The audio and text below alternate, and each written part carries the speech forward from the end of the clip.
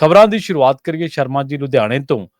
ਜ਼ਿਮਨੀ ਚੋਣ ਸੱਤਾਧਾਰੀ ਧਿਰ ਇਹਦੇ ਲਈ ਕਿਉਂ ਏਡੀ ਪੱਬਾਂ ਭਾਰ ਹੈ? 94-95 ਵਿਧਾਇਕ ਨੇ, ਕੋਈ ਸਰਕਾਰ ਡਿੱਗਣ ਦਾ ਖਤਰਾ ਨਹੀਂ, ਵਿਰੋਧੀ ਧਿਰਾਂ ਕੋਈ ਮਤਾ ਨਹੀਂ ਲਿਆ ਸਕਦੀਆਂ, ਕੋਈ ਇਸ ਤਰ੍ਹਾਂ ਦੀ ਖਦਸ਼ੇ ਨਹੀਂ, ਪਰ ਫਿਰ ਵੀ ਜ਼ੋਰ ਅੱਡੀ ਚੋਟੀ ਦਾ ਉਹਨਾਂ ਨੇ ਵੀ ਲਾਇਆ। ਕਹਿੰਦੇ 4 CM ਭਿੜੇ ਨੇ ਇਸ ਜ਼ਿਮਨੀ ਚੋਣ ਨੂੰ ਜਿੱਤਣ ਦੇ ਲਈ। ਮੈਡਲ ਆਖਰ ਕਿਸ ਨੂੰ ਜਾਊਗਾ? ਬਿਲਕੁਲ ਪ੍ਰਵੀਨ ਜੀ, ਕੱਲ ਭਾਰਤੀ ਸਮੇਂ ਅਨੁਸਾਰ ਸਾਡੀ 19 ਤਰੀਕ ਸੀ, ਅੱਜ 20 ਦੀ ਸਵੇਰ ਚੜ ਗਈ ਹੈ ਇੱਥੇ। ਜੀ ਜੀ। ਸੋ ਇਸ ਲਈ ਵੋਟਾਂ ਦਾ ਕੰਮ ਨਿਬੜ ਗਿਆ ਜੀ। ਸਵੇਰੇ ਜਦੋਂ ਆਪਾਂ ਪ੍ਰੋਗਰਾਮ ਕਰ ਰਹੇ ਸੀ ਉਸ ਸਮੇਂ ਵੋਟਾਂ ਪੈਣੀਆਂ ਸ਼ੁਰੂ ਹੋ ਚੁੱਕੀਆਂ ਸੀ, ਤੇ ਹੁਣ ਜਦੋਂ ਆਪਾਂ ਗੱਲ ਕਰ ਰਹੇ ਹਾਂ ਤਾਂ ਅੱਜ ਘੱਟੋ ਘੱਟ ਰੈਸਟ ਫਰਮਾ ਰਹੇ ਹੋਣੇ ਉਮੀਦਵਾਰ। ਵੰਡ ਵੰਡਈਏ ਦਾ ਕੰਮ, ਬੋਲ ਬਲਈਏ ਦਾ ਕੰਮ, ਵੋਟਾਂ ਖਿੱਚਣ ਧੂਣ ਦਾ ਕੰਮ ਸਭ ਨਿਬੜ ਗਿਆ ਜੀ। 7 ਵਜੇ ਸਵੇਰੇ ਸ਼ੁਰੂ ਹੋ ਕੇ 6 ਵਜੇ ਨਿਬੜੀਆਂ ਵੋਟਾਂ ਦੇ ਲਈ 14 ਉਮੀਦਵਾਰਾਂ ਦਾ ਭਵਿੱਖ EVM ਮਸ਼ੀਨਾਂ 'ਚ ਕੈਦ ਹੋ ਗਿਆ। ਸੋ ਕਰੀਬ 700 ਤੋਂ ਵੱਧ 776 ਦੇ ਕਰੀਬ ਮੁਲਾਜ਼ਮ ਸੀ ਜਿਨ੍ਹਾਂ ਨੇ ਇਹ ਭੂਮਿਕਾ ਨਿਭਾਈ ਹੈ ਵੋਟਾਂ ਪਵਾਉਣ ਦੀ। ਉਹ ਤੋਂ ਬਿਨਾਂ ਪੰਜਾਬ ਪੁਲਿਸ ਸਾਰੀ ਲੱਗੀ ਸੀ। ਉਹ ਵੈਸੇ ਲੱਗੀ ਤਾਂ ਸੁਰੱਖਿਆ ਨਹੀਂ ਸੀ, ਪਰ ਲੱਗੀ ਹੋਈ ਸਰਕਾਰ ਦੇ ਕੰਮ 'ਚ। ਹਾਂਜੀ ਬਿਲਕੁਲ। ਸੋ ਉਹਨਾਂ ਦੇ ਨਾਲ 5 ਕੇਂਦਰੀ ਸੁਰੱਖਿਆ ਬਲਾਂ ਦੀਆਂ ਕੰਪਨੀਆਂ ਵੀ ਤੈਨਾਤ ਕੀਤੀਆਂ ਗਈਆਂ ਸੀ ਕਿ ਜ਼ਿਆਦਾਤਰ ਸੰਵੇਦਨਸ਼ੀਲ ਮਸਲਾ ਬਣਿਆ ਹੋਇਆ ਸੀ। ਸੋ 194 ਪੋਲਿੰਗ ਸਟੇਸ਼ਨਾਂ ਦੇ ਉੱਤੇ 14 ਉਮੀਦਵਾਰਾਂ ਲਈ ਵੋਟਾਂ ਪਈਆਂ। ਪਰ ਆਪਾਂ ਪਹਿਲੇ ਦਿਨ ਤੋਂ ਗੱਲ ਕਰਦੇ ਆ ਰਹੇ ਹਾਂ ਕਿ ਕੇਂਦਰ ਦੇ ਵਿੱਚ ਤਾਂ 4 ਉਮੀਦਵਾਰ ਨੇ। ਚਰਚਾ ਦੇ ਵਿੱਚ 4 ਉਮੀਦਵਾਰ ਨੇ। ਅਕਾਲੀ ਦਲ ਦਾ ਉਮੀਦਵਾਰ, ਭਾਜਪਾ ਦਾ ਉਮੀਦਵਾਰ, ਕਾਂਗਰਸ ਦਾ ਉਮੀਦਵਾਰ ਔਰ ਆਮ ਆਦਮੀ ਪਾਰਟੀ ਦਾ। ਜੀ ਜੀ। ਮੁਕਾਬਲਾ ਜਿੱਥੇ ਬਣਦਾ ਦਿਖਦਾ ਰਿਹਾ ਸੀਗਾ ਉਹ ਸੀਗਾ ਕਿ ਆਮ ਆਦਮੀ ਪਾਰਟੀ ਬਨਾਮ ਕਾਂਗਰਸ। ਪਰ ਅਖੀਰ ਤੱਕ ਜਾਂਦੇ ਜਾਂਦੇ ਬੀਜੇਪੀ ਆਪਣੇ ਆਪ ਨੂੰ ਵਿੱਚ ਰੱਖ ਕੇ ਚੱਲ ਰਹੀ ਸੀ ਕਿ ਅਸੀਂ ਤਾਂ ਹੈਗੇ ਹਾਂ ਪੂਰੀ। ਸੋ ਉਹਨਾਂ ਨੇ ਉਵੇਂ ਰੋਲ ਵੀ ਨਿਭਾਉਣ ਦੀ ਕੋਸ਼ਿਸ਼ ਕੀਤੀ ਆ।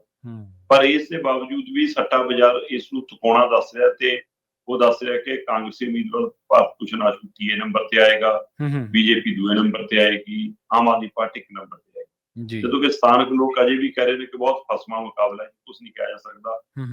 8-10 ਹਜ਼ਾਰ ਤੇ ਵੀ ਜਿੱਤ ਹੋ ਸਕਦੀ ਹੈ, ਉਹ ਤੋਂ ਵੀ ਘੱਟ ਹੋ ਸਕਦੀ। ਸੋ ਪਰ ਕੱਲ ਜਦੋਂ ਵੋਟਾਂ ਪੈ ਰਹੀਆਂ ਸੀ ਉਸ ਸਮੇਂ ਵੀ ਪ੍ਰਵੀਨ ਜੀ ਲਗਾਤਾਰ ਕਦੇ ਸਮਾਨ ਫੜ ਹੋ ਗਿਆ, ਕਦੇ ਨਕਲੀ ਵੋਟਾਂ ਪਰਚੀਆਂ ਫੜ ਹੋ ਗਈਆਂ। ਇਹ ਬਹੁਤ ਕੁਝ ਹੋਇਆ। ਸੋ ਇਹਦਾ ਮਤਲਬ ਕਿ ਤੁਹਾਡੀ ਗੱਲ ਦਰੁਸਤ ਹੈ ਕਿ ਜ਼ਿਮਨੀ ਚੋਣ ਜਿੱਤਣ ਲਈ ਇੰਨੀ ਜੱਦੋਜਹਿਦ ਸ਼ਾਇਦ ਪਹਿਲਾਂ ਕਿਤੇ ਨਾ ਦਿਖੀ ਹੋਵੇ ਜਿੰਨੀ ਇੱਥੇ ਦਿਖ ਰਹੀ ਸੀ।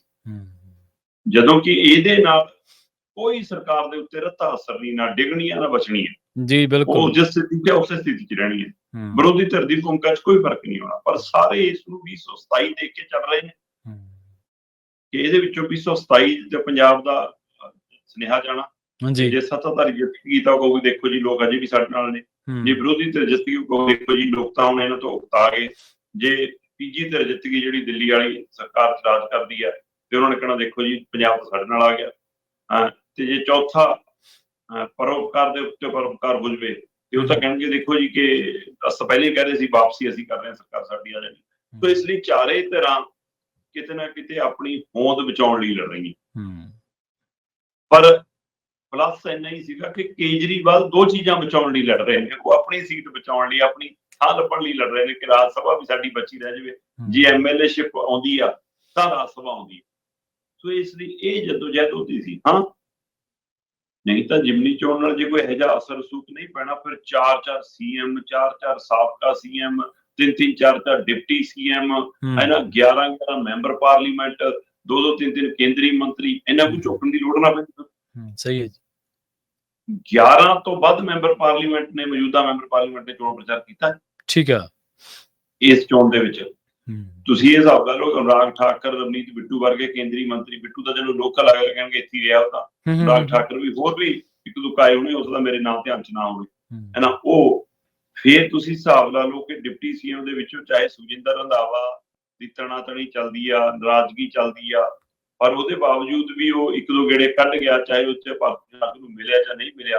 ਅਖੀਰਲੇ ਦਿਨ ਆਮ ਆਦਮੀ ਪਾਰਟੀ ਦੀ ਰੋਡ ਸ਼ੋਅ ਮਨੀਸ਼ ਸਿਸੋਦੀਆ ਨੇ ਕੀਤਾ, ਸਾਬਕਾ ਡਿਪਟੀ CM ਰਿਹਾ ਹੋਵੇ, ਹੈ ਨਾ। ਇਸੇ ਤਰ੍ਹਾਂ ਸੁਖਬੀਰ ਸਿੰਘ ਬਾਦਲ ਖਾਸੇ ਸਰਗਰਮ ਹੋਏ ਨੇ, ਸਾਬਕਾ ਡਿਪਟੀ CM ਰਹੇ ਨੇ, ਤੇ ਪਾਰਟੀ ਪ੍ਰਧਾਨ ਦੇ ਨਾਤੇ ਵੀ ਸੁਖਬੀਰ ਬਾਦਲ ਨੇ ਵੀ, ਸੁਨੀਲ ਜਾਖੜ ਨੇ ਵੀ, ਤੇ ਇਸੇ ਤਰ੍ਹਾਂ ਅਮਨ ਅਰੋੜੇ ਨੇ ਵੀ।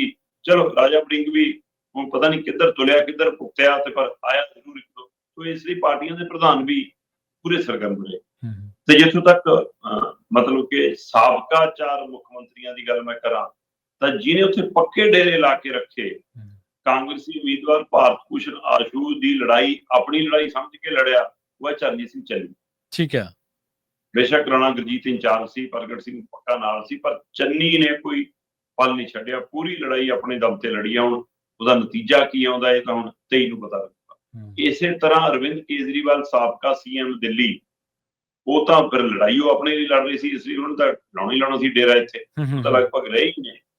ਸੋ ਇਸੇ ਤਰ੍ਹਾਂ ਆਪਸੀ ਵੀ ਫਿਰ ਨਾਲ ਗੇੜਾ ਗੂੜਾ ਮਾਰ ਗਈ। ਫਿਰ ਭੁਪੇਸ਼ ਬਘੇਲ ਜਿਹੜੇ ਇੰਚਾਰਜ ਨੇ ਕਾਂਗਰਸ ਦੇ, ਉਹ ਵੀ ਸਾਬਕਾ ਮੁੱਖ ਮੰਤਰੀ ਰਹੇ ਨੇ। ਸੋ 4 ਸਾਬਕਾ ਮੁੱਖ ਮੰਤਰੀ, ਚਲੋ ਇੱਥੇ ਤੱਕ ਵੀ ਸਮਝ ਆਉਂਦਾ। ਪਰ ਮੌਜੂਦਾ 4 ਮੁੱਖ ਮੰਤਰੀ, ਭਗਵੰਤ ਮਾਨ ਅਖੀਰਲੇ 3 ਦਿਨ ਨਜ਼ਰ ਨਹੀਂ ਆਏ, ਇਹਨੂੰ ਲੈ ਕੇ ਚਰਚਾਵਾਂ ਖੂਬ ਨੇ। ਠੀਕ ਹੈ। ਪਰ ਸ਼ੁਰੂਆਤ ਤਾਂ ਓਪਨਿੰਗ ਬੈਟਿੰਗ ਪੂਰੀ ਕੀਤੀ ਆ ਦੱਬ ਕੇ ਉਹਨਾਂ ਨੇ। ਸੋ ਇਸ ਲਈ ਮੁੱਖ ਮੰਤਰੀ ਭਗਵੰਤ ਮਾਨ, ਫਿਰ ਹਿਮਾਚਲ ਦੇ ਮੁੱਖ ਮੰਤਰੀ ਸੁੱਖੂ, ਫਿਰ ਹਰਿਆਣੇ ਦੇ ਮੁੱਖ ਮੰਤਰੀ ਨਾਇਬ ਸੈਣੀ, ਫਿਰ ਦਿੱਲੀ ਦੇ ਮੁੱਖ ਮੰਤਰੀ ਰੇਖਾ ਗੁਪਤਾ। ਠੀਕ ਹੈ। 4 ਮੌਜੂਦਾ ਮੁੱਖ ਮੰਤਰੀਆਂ ਨੇ ਇੱਥੇ ਮੋਰਚਾ ਸੰਭਾਲੀ ਰੱਖਿਆ। ਤੋ ਬਿਲਕੁਲ ਜੀ, ਜਿੰਨੀ ਮਿਹਨਤ ਕੀਤੀ, ਹੁਣ ਦੇਖਦੇ ਹਾਂ ਫਲ ਕਿਹਨੂੰ ਮਿਲਦਾ, ਮੈਡਲ ਕਿਹਨੂੰ ਮਿਲਦਾ, ਨਤੀਜਾ ਕਿਹਦੇ ਹੱਥ ਚ ਆਉਂਦਾ, ਮਿਹਨਤ ਕਿਹਦੀ ਫਲਦੀ, ਇਹ 23 ਤਰੀਕ ਨੂੰ ਲੱਗ ਜੂਗਾ ਜੀ ਪਤਾ।